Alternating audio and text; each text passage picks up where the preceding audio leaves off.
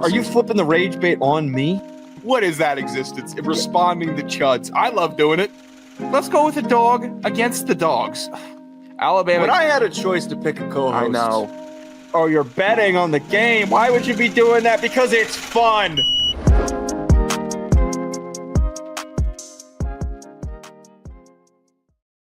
Welcome back to Geek'd Up Bets. Joe DeLeone, Sean Anderson here for our predictions for the Kentucky Derby. We're also going to talk about our predictions for the various divisions in the NFC. We did this with the AFC. We got a lot of good feedback, got a lot of good responses. A lot of people love those videos. If you haven't done so already, did you read the comments? Were they mean to us? Yeah.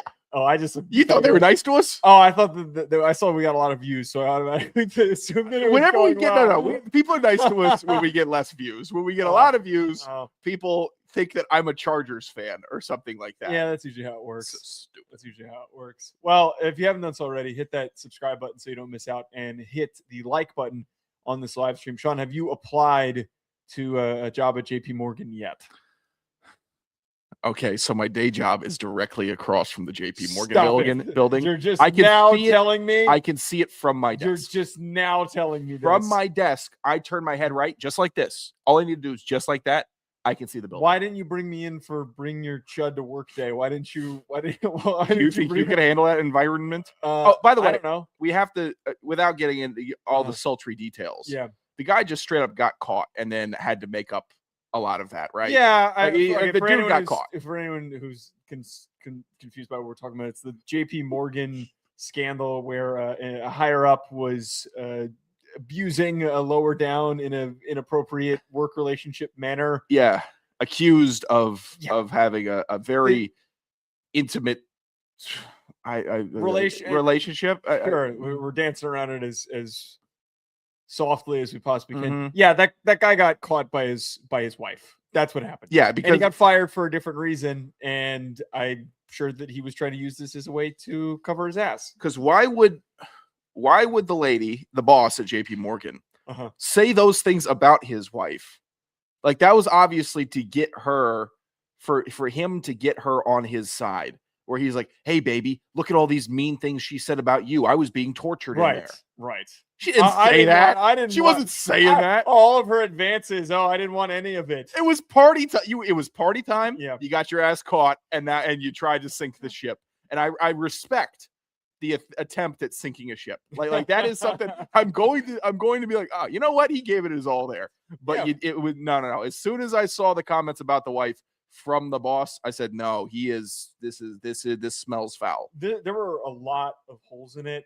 A couple of them I'm not gonna call out. I didn't mean it like that. I didn't mean it like that. Language. A lot of it did not add up. It just seems too. It almost seemed too ridiculous to be true.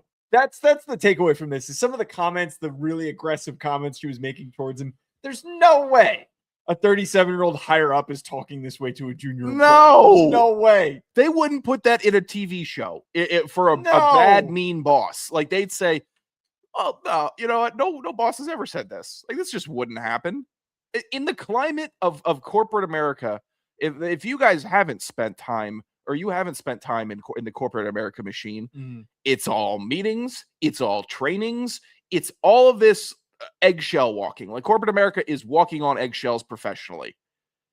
People aren't just turning around and doing something anti-eggshell walking like this. Why are you wearing a beanie in May? I just realized that. I didn't want to catch your betting streak. Cold. All right, let's talk. We're it getting is chilly out here. It's BS. It's freaking April 30th, and I'm walking around last night, 40 degrees cold and raining. All right, sucks. Let's get into our NFC predictions. We're going to jump into ripping through every single division as we did with the AFC on last episode, discussing who we believe is going to win said division based on the odds now that the offseason is over. Let's start with the NFC North. Sean, the fact that the Chicago Bears are at plus 310 odds to win the NFC North is mind-boggling to me. I do not understand it. How do they not lead for the odds to win this division? If we look across the board before we dig into what the Bears did this offseason, you have a Packers team that's resetting a little bit. You've got Micah Parsons coming off of an injury, didn't have a first-round pick.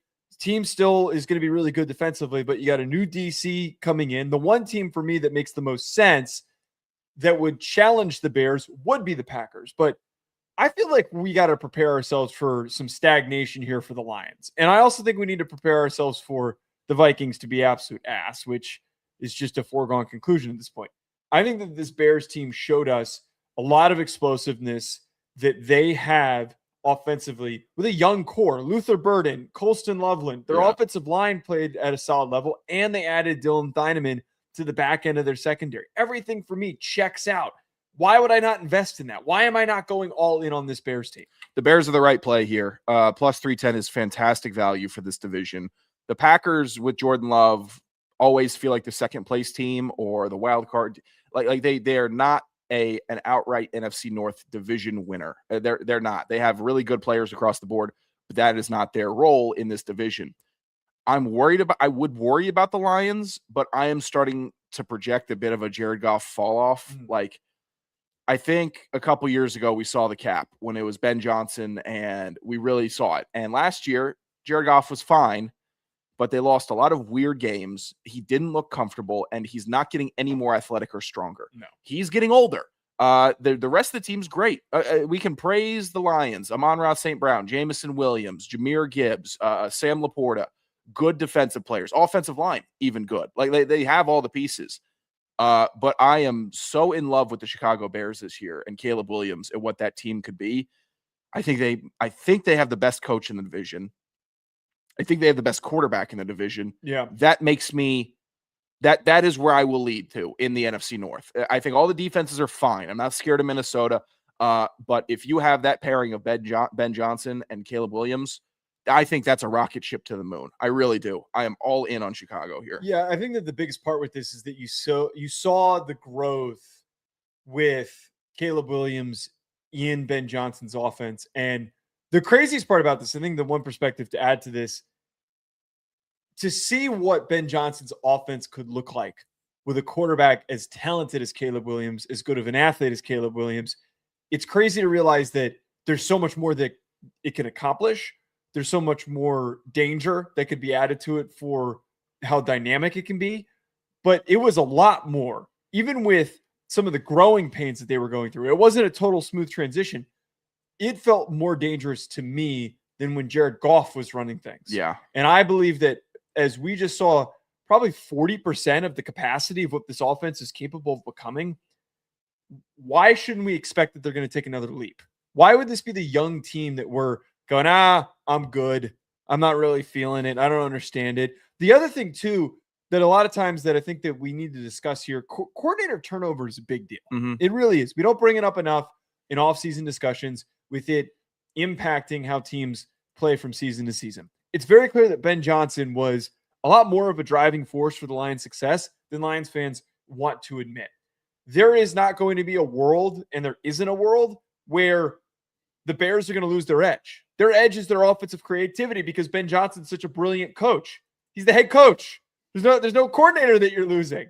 This is a very scary circumstance for the entire division. And I think that they need to realize what they did last year and for their improvements defensively with a motivated Deo Odeyingbo, they're going to win the division this upcoming year. I knew it was coming. I didn't want to force. I wasn't going to be the one to force that. Good God. I like your point about Jared Goff versus Caleb Williams because Jared Goff ran the Ben Johnson scheme well. Like he ran it well, but if the play didn't work or the play collapsed, then Jared Goff collapsed in the pocket and took a sack, which is what quarterbacks of the archetype of Jared Goff would do. Caleb Williams can do the same things that Jared Goff did in running the offense. And if something collapses, he can make something happen after that. It's not time for me to fold and crumble in the pocket. That's where you see the throws that get clipped out and highlighted. And that is something that really advances Chicago past Detroit here. One point of note for Detroit, if I was concerned about their defense being better, I would be retaining Kelvin Shepard as their DC. He was awesome last year, and that team is always hurt to hell. Another reason why I'm not betting on them, because Detroit is an often injured team, and by week 9, you don't know who's playing on their defense. But I thought that they handled their big sweep of OC DC leaving pretty decently. Moving on to the NFC East. We're both in lockstep there. The NFC East, I actually wrote down the Dallas Cowboys initially, and then I thought about it. And after I thought about it enough, I realized it was a ridiculous premise I'm sure. to talk about the Cowboys. Because I kept looking over the roster, and I was thinking to myself, man, I love the Downs pick in Jayshon Barham, and Malachi Lawrence is going to be a player that comes along a little bit. Their draft class was really good for resolving some of their issues, and the glue that's going to hold it all together is Caleb Downs. And I liked some of the moves that they made in free agency and through trades, but they're still not all the way there yet. This is still 60% baked. I think they're going to be better this year. I think that they can be a wild card team this year. I do believe that Schloppenheimer is going to get something out of it. I think Christian Parker also is going to be like a really, really good defensive coordinator for this team. I think that he is the right man to get the most out of that roster, that group of guys. But it's not going to be an overnight transformation. At the end of the day, we have to go with the Death Star. We have to pick Thanos. As much as I hate just going with chalk whenever I'm trying to do predictions, Eagles at plus 140, we have to stick with it. Even if they lose A.J. Brown, they didn't lose enough for me across the board to feel insecure about what they're going to do this year. Their biggest loss is Jalen Phillips, and that was a guy that they went and traded for at the trade deadline. He wasn't even like really truly a part of the roster. They went and got Jonathan Grenard for the same exact draft capital, for day 2 draft capital. Why should we expect that there's going to really be any bit of a fall off? You lost Reed Blankenship. Oh no, I'm really awfully scared and worried that you lost Reed Blankenship. Come on, man. He was an impact player for them. I'm just saying that the biggest headache was Kevin Patullo being an absolute moron and a dunce. And I think that Mannion is going to be a really underrated catalyst for this team. I think that there's reason to buy in. Yeah, there is. The Eagles are not my pick, even though, I mean, don't make the joke. The signing of Arnold Ebiketie could put them over the top. I mean, he is so good at almost getting a sack. He is really good at almost to that. They bring in Taquan. They had to bring in Taquan Graham also. He's really good at not moving the line of scrimmage backwards at all. So good for the Eagles. I want to take the Commanders. I really do. I want to believe in Jaden Daniels. Plus 400, though. Don't love it. I think that there's a legit plausible argument that there will be 3 wildcard teams from the NFC East. If it's going to be some sort of iteration of Cowboys, Eagles, and Commanders, or Commanders and Giants, you could swap one of the two. Giants need to have the biggest contingency, but there's a reason to buy in for one division to have the most representation, it to be the NFC East. I would take arguments on all of these teams. Genuinely. I'd even take an argument about the Giants, and actually I'd probably be the one making an argument for the Giants because I love that team. I'm sure. Now my pick would be Dallas. It is really. Yes. Really. Oh, I wrote it down and then I did it. I was about to do a vertical video on it and then I felt like an ass.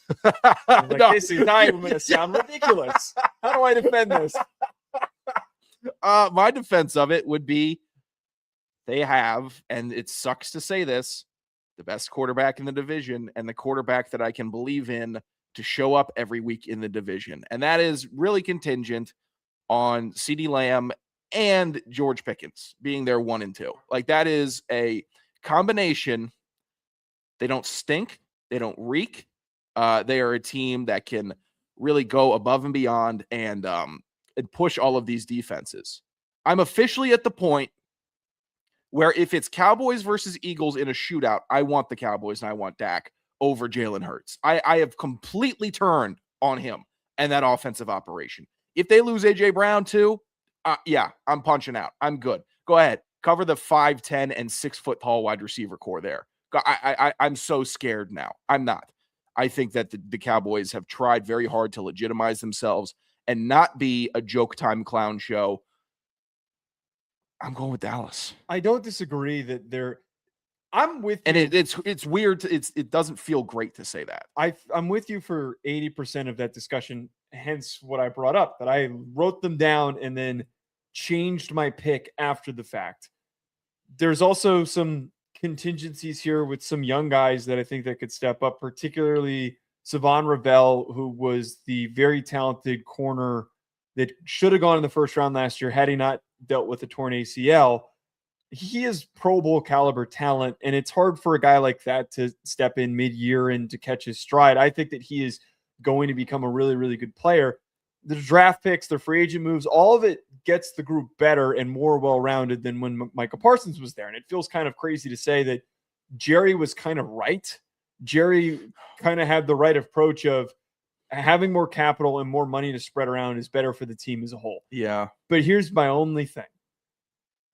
You have to, head-to-head, you're dealing with the Eagles here in this race to win the division.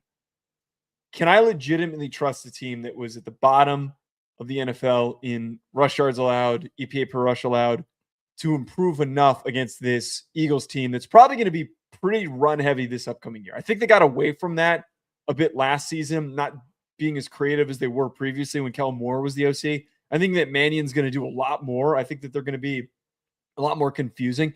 I was listening to Nate Tice was talking about this, and I made the whole joke about the wing T thing. Apparently, Mannion ran wing T concepts or was a part of the Packers offense that was running wing T concepts with Malik Willis. So there is. I didn't register that. I didn't dig that deep into the film to know, and that was what Nate Tice was talking about. I'm just telling you, man. Give me Cole Payton on the field and run a little bit of wing T. Run the football. I don't think that this Cowboys team, this defense, is going to be able to stop them. I think they've improved. I really do. They didn't have Overshown for most of the year last year. He's an impact linebacker that can cover all over the field. Now, would he be able to tackle Jalen Hurts one-on-one in space in the wing T toss sweep? I'm not sure. Jalen Hurts is a big, strong guy, but he's only about as fast as Bart Starr or Paul Hornung. So Horning. Huh? What did you just say? Paul Hornung. Paul Horning. It's Paul Horning. Don't play with me. Paul Horning. Why are you so defensive of Paul Hornung? Horning. Why are you saying it like that? Because it's N-U-N-G. But it's not pronounced that way. Have you ever listened to How do you know what his pronunciation is? He was a Notre Dame player. He was a Heisman Trophy winner at Notre Dame. Was he really? Yes. He was a Heisman Trophy winner. Oh my God. Paul Horning. I'm punching out. Learn to say I used to respect that guy. Okay. All right. Not anymore. The NFC West, the Seattle Seahawks won the Super Bowl this past year, but the Rams had arguably the most aggressive offseason of any team to capitalize on their Super Bowl winning window. I'm going to take the Rams at plus 135. They have the best odds. I understand that their draft class left a lot to be desired. Yep.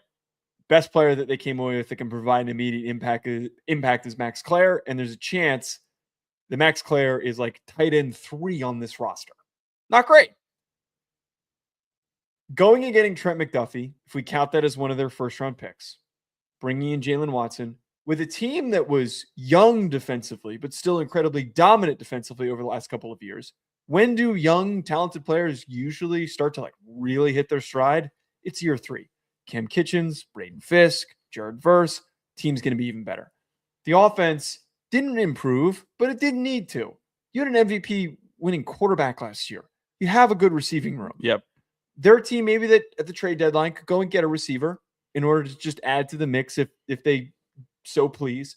But I think across the board, if we're looking at, Sean, the rest of the division, now I ain't even going to bring up the Cardinals. We're not even going to waste our time with that. What? Seattle arguably regressed marginally, slightly, because they lost a lot of guys. They lost a lot of pieces across the board defensively. And the 49ers had one of the most comically bad drafts of this cycle. Hard to pick them. I don't know what the hell they're doing. They'll still be good. They'll still be a playoff team most likely because Shanahan finds a way every single year. I'm not saying they're going to fall apart, but why would I not invest in this Rams team that addressed their 2 biggest needs, which was both outside corner spots, and they filled it with 2 teammates, one of which was an all-pro? I would have invested in the Rams team if they had a player that they took with the 13th overall pick that would have played this year. That is what I would have done because while they have a great roster, and I would say they improved a lot in free agency, they got smacked around by Seattle last year in some smackdown football where it was time to be tough and it was time to go up and meet the moment. And in the biggest games versus Seattle, they looked weaker and they looked slower and older. And that was something that lasted with me. So I wanted to see with that 13 overall pick, not a contingency plan on a guy that played 10 games in college to be a quarterback that your head coach was very dismissive of in a press conference afterwards, and he had to clarify his emotions because everyone saw him with a stink face. If they had added, and I even hate the premise of it, if they had added a defensive tackle, if they had added someone on the defense that could go in and go, I don't know, provide some physicality, young physicality, some hunger, I would have thought, wow, they're trying to address the Seattle problem because they don't have problems. The Rams don't. Like with their roster, I don't see problems, issues, hole that needs to be filled. I see them in a direct issue with Seattle. So what do they do to correct that?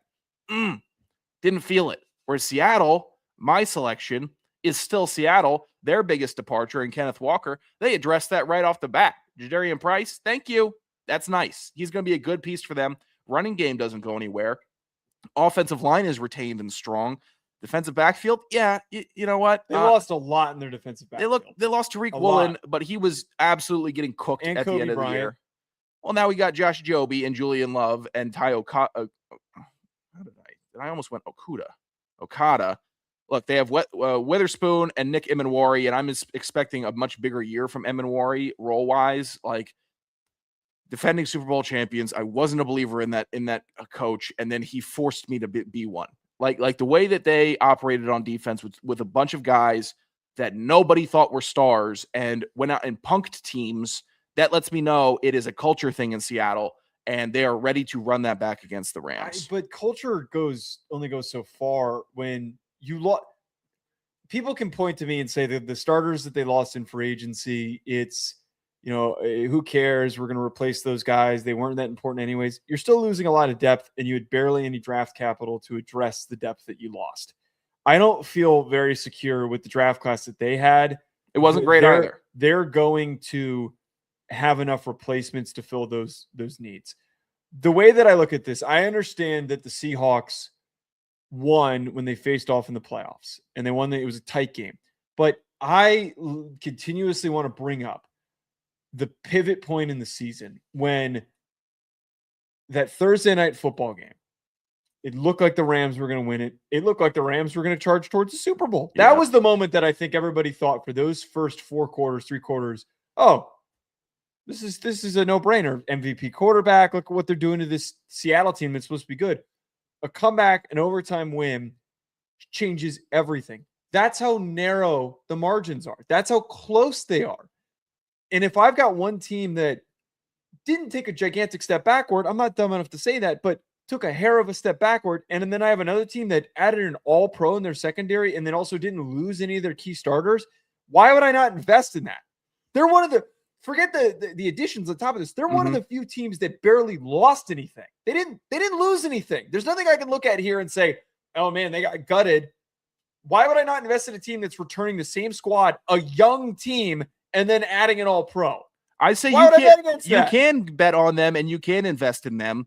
I am still more intrigued, though, in Seattle, and I'm also more intrigued at seeing what Sam Darnold can do and how he can get even better. And now that he's not changing another offense again for like the 3rd straight year. And he was super successful in Seattle, was very successful in Minnesota. Is he starting to stack really good seasons and really legitimize himself as a big-time quarterback? Yeah. I think so.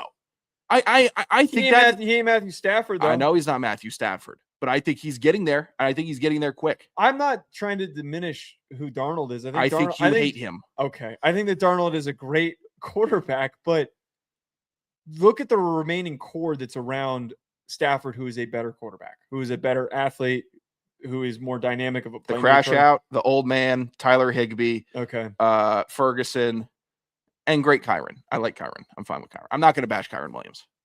Let's move on to the last NFC division here. Let's talk about the NFC South.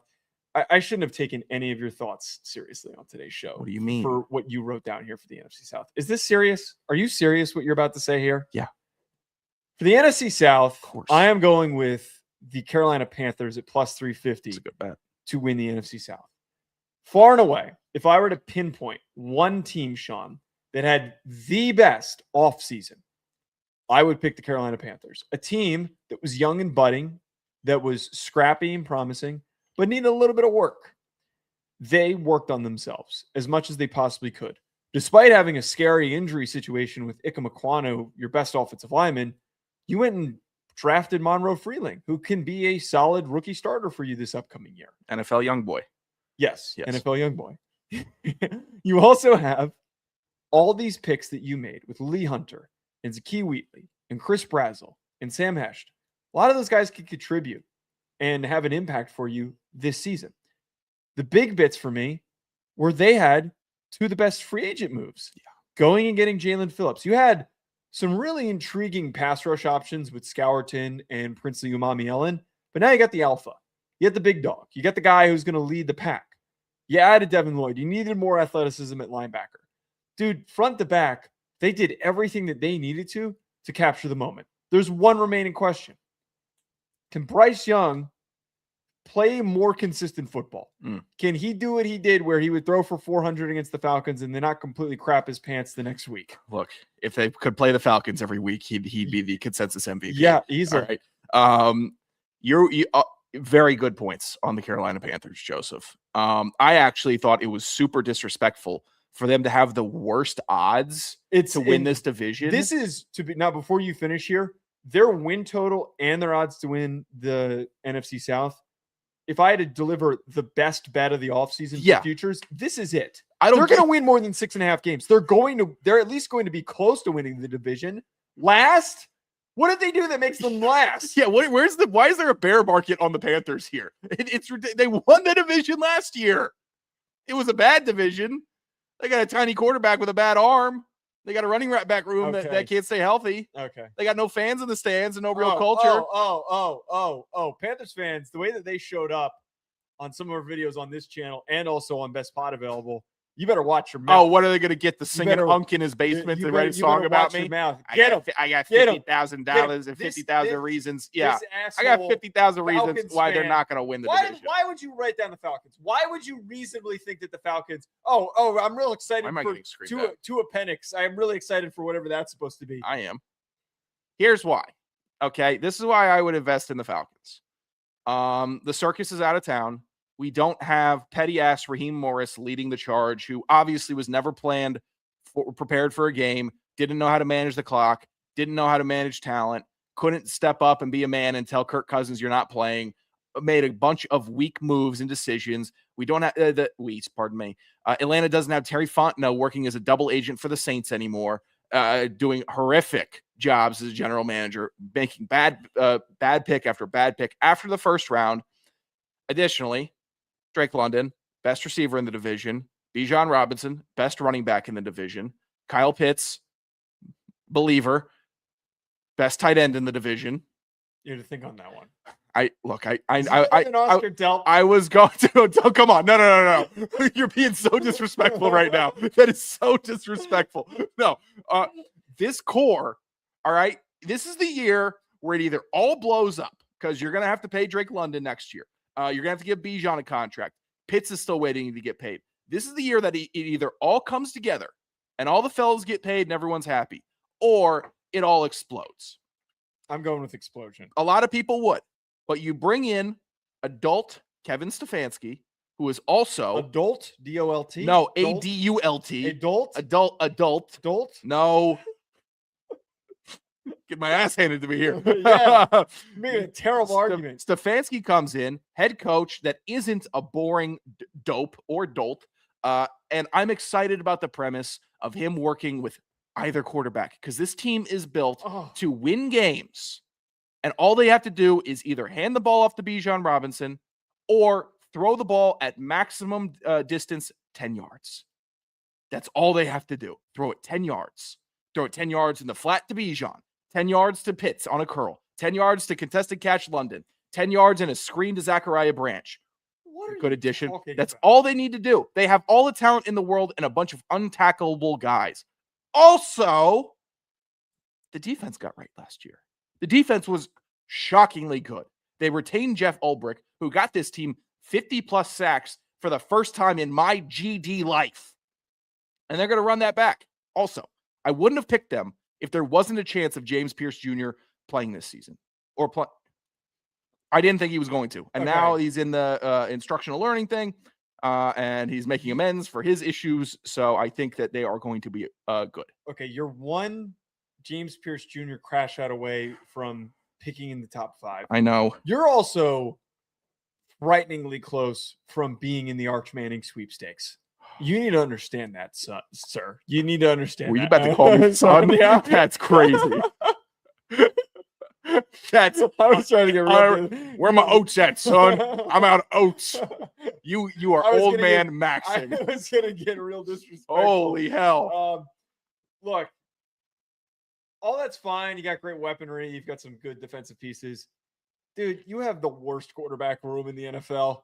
What are you talking about? No, this is worse than, at least the Cardinals got like a little bit of upside there. At least the Cardinals maybe. What? Yeah, because what about the Steelers? Look me in my eyes and tell me Michael Penix you got Jr. upside with Drew Aller. Michael Penix is ass. I'm tired of pretending that Michael Penix is a starting level quarterback.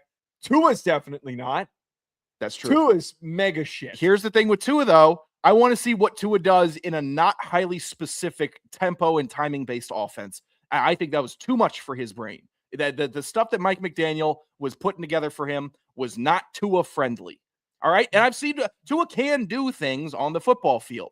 A lot of the times we get caught up because the bad things that he does look way worse than the good things that he does. You know how I know your argument is completely flawed? Uh-huh. You're defending Tua. I know. I've listened to you admonish him. Oh, 5,000-yard passer in the NFL? No. You can't suddenly be all in on Tua. This is going to be a musical chairs slop fest of quarterback play the entire year. Let it be known, I don't want Tua to start. I'd rather Michael Penix Jr. start because I think he can actually be capable in the NFL. I've seen the arm. I've seen the arm talent. I've seen the skill that he has possessed. I saw him actually developing chemistry with Kyle Pitts, working that along. Oh no, my knee, the knee thing was not great. Okay. But it is a very well-rounded team. And I would take Atlanta. They're not more well-rounded than Carolina's roster front to back is better than Atlanta's, and Bryce Young might not be steady. He's still better than Tua and Michael Penix. Oh, I'm not so sure about that. I'm pretty sure about that. Dude, he's like 150 pounds. All right. He just hasn't taken that hit yet. Tua's taken plenty of it, but that's not the point here. That's not the point. They're both incapable of maximizing what this team has. I would agree. You're going to be talking about with me in week 16. Come on now. Oh, is Darian Mensah a good option for us? I want Mestamaker. That's who I want, by the way. Mestamaker should not declare. He needs a couple years. You think so? He hasn't been playing quarterback long enough to declare. I don't care. I've seen him throw across the field, and it's a frozen rope. Also, by the way, total BS that the Saints have the second best odds in this division. It's a total joke. Like these books have no clue how bad the Saints are, and whatever this Tyler Shuck hype is missing me. And this isn't even my Saints hatred. It is so far beyond my realm of understanding what the big deal is here with him. Well, I think I would actually argue I feel more excited about what the Saints bring to the table than the Falcons. I think that Tyler Shuck, the glimpses of Tyler Shuck, the best of Tyler Shuck, looked better than Michael Penix. I don't remember. I also think that they have a better offensive line than Atlanta. They don't. I think that they don't have a better receiver room. Their defense. Matthews, Bergeron, Lindstrom, and Storm Norton's going to be playing right tackle. It's not Jawan Taylor playing right tackle. Storm Norton's going to be right tackle. He's a good right tackle. The Saints have a top offensive line. How come they can't run the ball then? How come they're giving up 6 sacks versus Atlanta? They didn't have anyone dynamic at running back last year. I would actually be more willing to take the Saints than I would touch Atlanta. Oh, you are smoking D is what you're doing. That's not happening. You're smoking D over here. No love for the Bucs either. I don't know why. I'm not feeling them. Different energy without Mike Evans. Yeah. All right, let's move on to round us out here to close out the show. Kentucky Derby is this Saturday. Going to be watching that fantastic event once it kicks off. Kicks off sounds like a weird way of putting it. We're going to each deliver a pick that we have for the Kentucky Derby. Before we do so, though, I found some additional interesting bets. Mm-hmm. Any horse to poop on the track. Yeah. On the ride to the gate. Yes, at minus 150. No, plus 110. What are you taking there? Yes, I'm taking yes. Yes, minus 150. And I got an omen today walking the streets of New York where I saw a nice trail of horse defecate in the middle of the street. Oh. Yeah. Yeah, the clumps. I saw the clumps. I should ask Ginger Joe if he had any insight on this. Go check out the video of Ginger Joe. It's going pretty well, everybody. It was awesome analysis, and I'm stealing the pick that he gave me because I liked his analysis so much. Saddlecloth number of the first horse to poop over 10.5 at plus 110, under minus 140. So it's just like picking a number here. Oh. I want the plus money over 10.5. Give me the plus money. What's the point of you doing plus money? Why is the under minus 140? I'm already betting. Yeah, wait. Yeah, why is there's 20 horses? So why is the under? Do they know? Okay, here's something else I've learned about horse racing. Doing all my investigation for the Derby. These people know everything about these horses. Dude, the conversation I had with everything. Maybe they do have an inside track on horses 1 through 9 being more like, oh, well, this horse's great-great-great-grandfather dumped 3 times at the Derby. So it's in its lineage to be able to do that. Well, it was really funny having Ginger Joe on because he was so detailed in breaking things down. There's one thing that he said when he was talking about Wonder Dean, who I'm going to bring up in a second. He referred to Wonder Dean. He said he's a horse with this credentials. And I'm just thinking to myself, that is like, I know what you mean. I'm just thinking like this horse has a resume. Yeah, like that's the point. He's handing. Yeah. And I'm thinking back at the beginning, I accidentally said these guys, and then I'm like, why am I saying guys? We're talking about animals. And I'm thinking to myself, Ginger Joe might have been disrespected by me saying that. Oh my God. Them as giant animals. But he kept the way that he was talking about him. He sounded like we were talking about like a wide receiver. It sounded like that's what we were talking about. Not a big equine that just knows run fast and eat and run fast and eat and poop. Yeah, and poop. Yeah. Horses are so stupid, man. They're the best. They're one of the best animals we got going. If you've never spent time with a horse, I encourage that you do. They've got personality. They got character. You're saying that like, yeah, call up your local horse. You should call up your local horse. I'm telling you. See what your local horse is doing this Saturday. Are you watching the race? It's a good. Hey man, what are you doing? You watching? Who do you got on the Derby? But these horse betting and horse racing people are like, it's a completely different world. Like football is so tied into culture and the world itself, and there's always something going on with football that has nothing to do with football. Horse racing is its own universe. It is. There's nothing that gets in that isn't about horse racing. There's nothing that gets out that isn't about horse racing. It's all horses. All right, the pick that I'm going with, though, I'm taking Wonder Dean off of Ginger Joe gave 3 picks, and I was more compelled by Wonder Dean because I when the research I did before the interview, and I brought it up during the interview, I found it interesting that one of the big pieces of strategy is positioning. So where certain horses are placed, there's trends that play into it, but the other part too is that certain horses' skill sets, if they're striders, if they're good at navigating traffic, it's gonna where they're lined up affects. I know it sounds insane, but I'm driving the car. What's going on? Why the long face? Because you're stuck in traffic. Okay, but besides the point, there's certain skill sets for these horses. They don't all just do the same thing.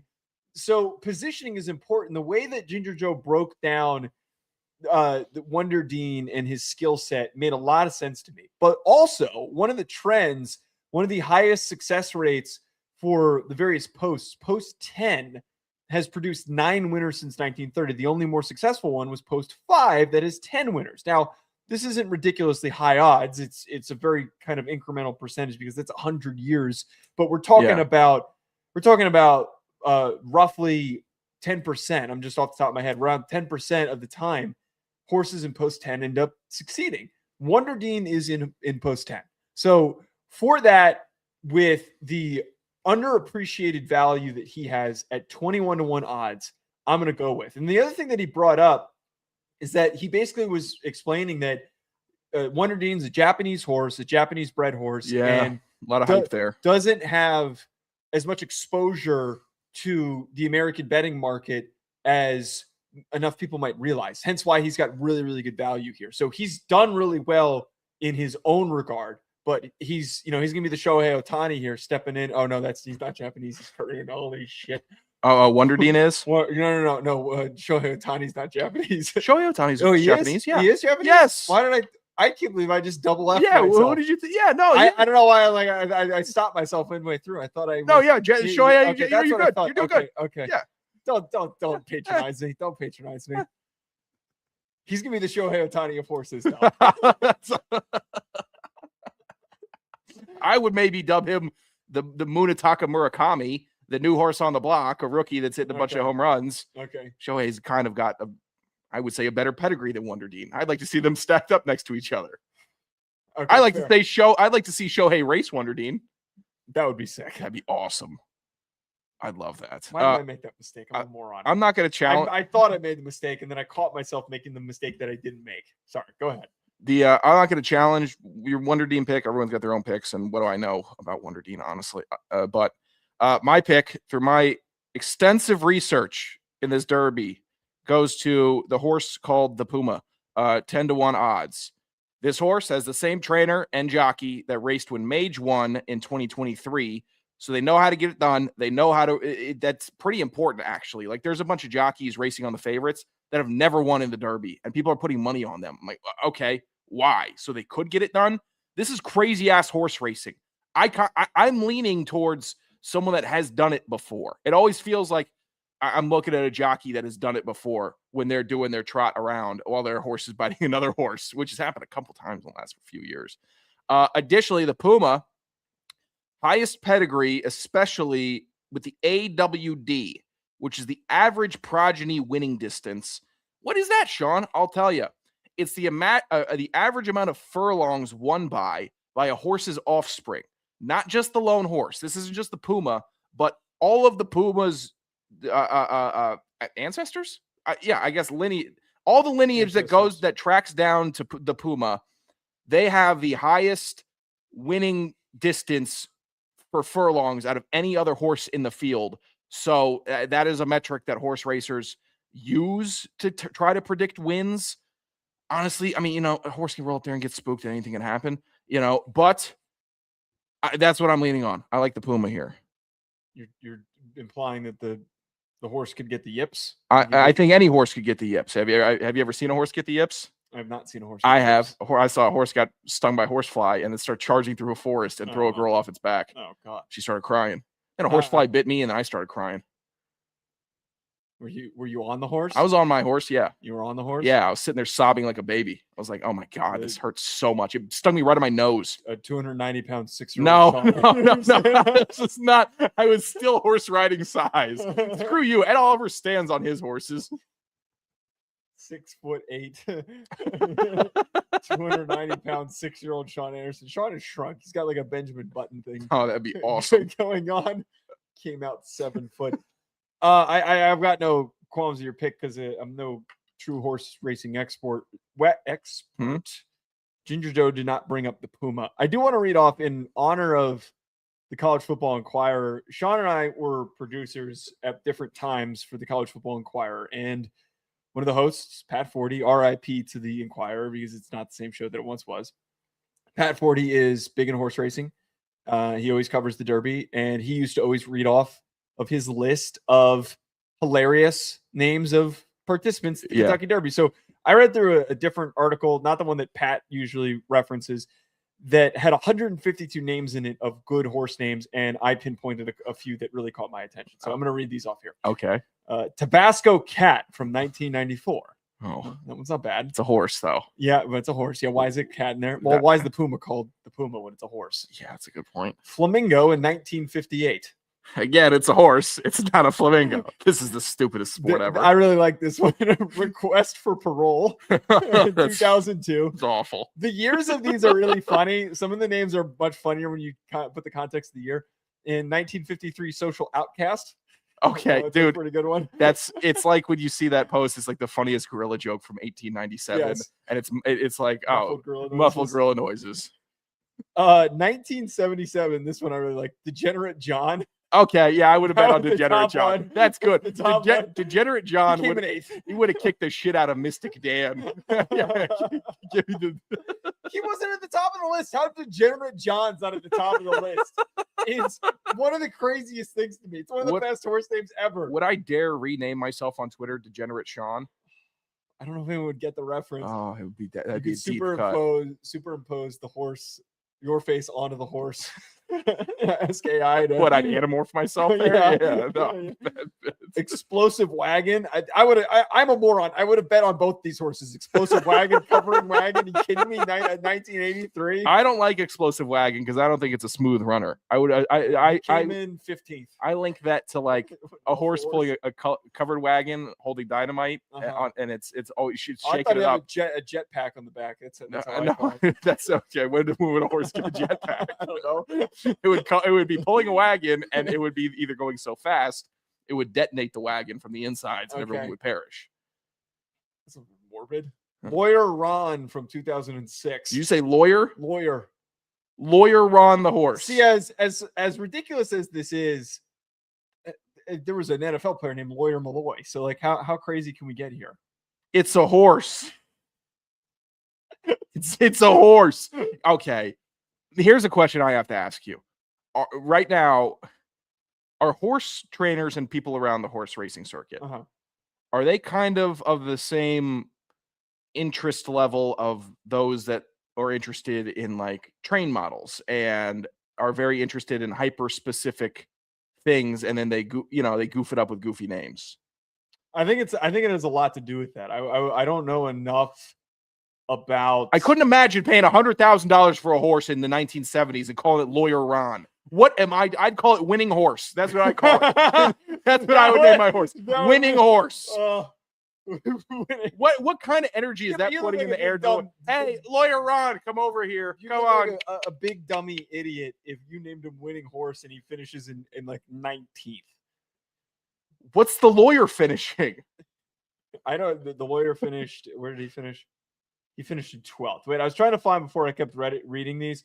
There were a couple of them that had some really stupid people names, which I kind of respected. Where was it? Oh, Dr. Devious is pretty good. I didn't write that one. That's a great name. Dr. Devious is awesome. Leo Castelli. 1987. He finishes.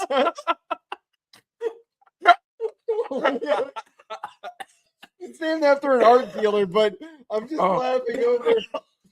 It's such a specific name.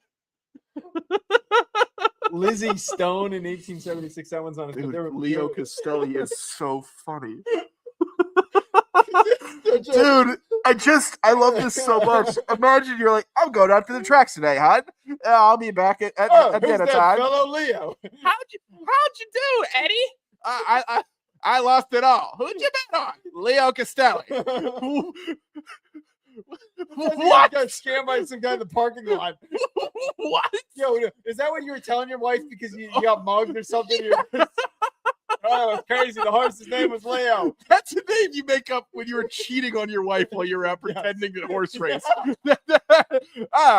Leo Castelli let me down. He's the pimp. So in 1946, Bob Murphy. 1946. It's just like, oh yeah, I need a name for this horse. What about Bob? Is Bob Murphy taken? No, it's not. What an idiot what a fool you have to be sitting in the grandstands with a mint julep waiting on Bob Murphy to cross through. Well, you are. Who'd you take? The fellow named Bob. This horse, I mean, no, but you are just the biggest horse's ass if you are sitting there with tearing tickets because Bob Murphy lost. Oh, wait, this one. Wait, this one's even. Wait, this one's great. So there was a horse breeder named Federico Tessio, and he named one of his horses Rico Tessio. Okay, I like that. I really like that. 1959. Because I named my car after my car's mechanic. And so I really enjoy that trope.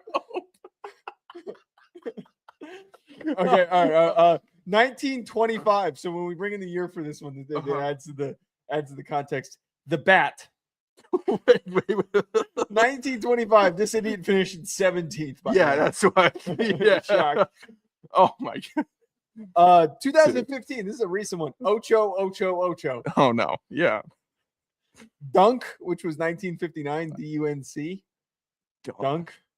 Unless I wrote that down wrong. Let me double check that. Ocho. That's just a person that's Dunce. Dunce. Dunce. It was Dunce. Oh, I'm an idiot. That's also a good name. Dunk. You're a dunk. Go put your dunk hat and sit in the corner. But Dunce is a great name for a horse. Yeah, he came out and you could kind of tell he didn't have it all up there. But boy, could he run. Boy, it's a good thing they can't understand our language. God. Big Truck in 2008. Pat used to always bring that one up. Is that the one that would set him off? It was like Wool Sandals is the one that set Pat off. I remember Pat would go, Wool Sandals. What kind of a moron names it after a sandal? It's one of the greatest sports rants ever. I gotta listen to it back. And then the other one he would always bring up was Grand Mo. The first was the one that sparked the. That's a good one. The first two. What was the Leo? Was it Leo Kessel? What was that name? Leo Castelli. Leo Castelli is so great. That's my favorite. Leo Castelli's my favorite. Wait. Actually, I gotta. How can I get a cat and name it Leo Castelli? I gotta look up what the reasoning was. Okay, so this is per The Ringer. Inspired by the legendary Italian-Hungarian art dealer of the same name, Castelli was hugely influential in the pop art movement. He represented, among others, Robert Rauschenberg, Jasper Johns, and Frank Stella, and he gave Roy Lichtenstein his first solo exhibit. I wouldn't name a horse after that, man. That's just me. But was Leo Castelli the owner of the horse? Couldn't have been. All these, I mean, look, our generation and millennials have the worst dog names ever. Like it's always a stupid name. It's always just a white person name like Peter or Douglas or something like that. No, like honestly, when I get dogs eventually, I'm not naming them Spot or Spike. I'm naming them Tony Chopper, or I'm naming them Leo Castelli. That's what I'm gonna do. I'm not gonna have a dog with a boring. Why does your dog need a boring name? It's not. You don't need to get it into. Does it have to have a good name to get into a good training school? These people are out of their minds. Well, you want them to get a good job. You want them to be hireable. This is my yeah, exactly. You want them to be hireable. That's exactly how these people think of their fur kids or their fur children. Yeah. No, my dog is gonna be named the Truck or some big truck. Yeah. We did have one question in here. Otter Creek wants to know, how would your day go? Day went well. I did not score in the technical sense, Otter Creek, but it went well. What would be the non-technical sense? You walked back in the rain. Did you Uber? I did. It's too late. You didn't walk back in the rain? I walked her back to her spot in the rain. We talked about you a lot, by the way. Why are you talking? Because you have very interesting ex-girlfriend stories. Hold on. Time out. So we're about to end the show. What are you saying about me on these dates? What are you saying about? You talk about me. See, the problem is that I talk about you. Yeah. I would talk about you on dates as well. And like, I would just refer to you as Sean and be like, who's Sean? And yeah. I'd be like, oh, I thought you were the other one. The other one I told Sean. What are you telling? What were you? Why were you talking about me? Yeah, we were just talking. No. Which ex-girlfriend stories? No, feel free. I'm not going to be embarrassed by them. Yeah, just the saga and explaining like why you're the way that you are and like how we got there. Why is it like, oh, hey, by the way, I got this roommate that I think you need to know more about. Is that how they get? How do? What? No, well, I call you. You know, it's like, oh yeah, my roommate Dum Dum Joe, or you know, he's like, why you call him Dum Dum? And like, you know, well, this is why. And You then, gave a really good impression voice that you just used. Why you call him Dum Dum? That's I'm sure. I'm that not she's doing the really girl voice flattered. here. Okay. That's how you just. I do did Leo it. Castelli voice. That's what I do. What did you share? Oh, just about everything. Can you give me a couple examples before we get out of here? A bit of the LA saga, a bit of like where you're at now, the weight loss saga, which was complimentary of you. You told her my whole life story. Kinda. I was giving context. If she's over here, I can't have her walking through the door thinking you're a normal gentleman. That's not how this operation works. I am a normal gentleman. You are not. You As farted long as- loudly during the show in the first 5 minutes. That is not normal or gentlemanly. All right, on that note, everybody, we'll talk to you later.